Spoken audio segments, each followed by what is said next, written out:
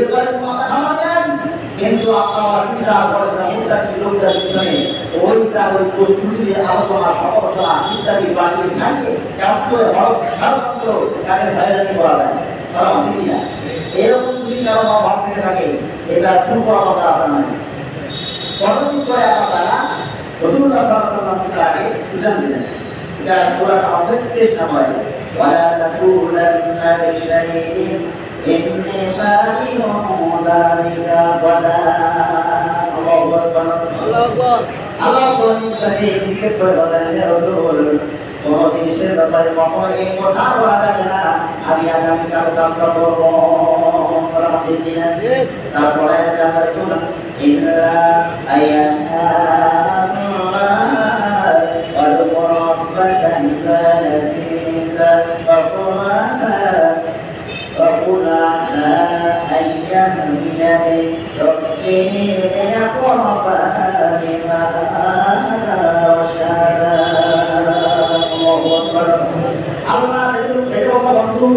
তার কিছুই করতে পারে না, আপনি শুরু করে কেউ কিছুই করতে পারে না।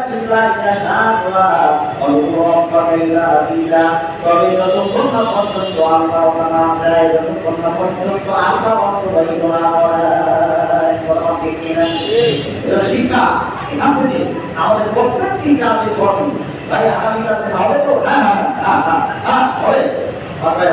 আগামীকাল কাতার পর্যন্ত যেহেতু ছাত্রটি না করবেন করে জানি আছে আছে আপনি বলি ইনশাআল্লাহ। এইটা আমরা ইনশাআল্লাহ সম্পন্ন করব। আল্লাহ তুমি দান করতে বলি আমিন। সূরা নাহল কোরআনের 9 নম্বর আয়াত থেকে, কত নম্বর আয়াত?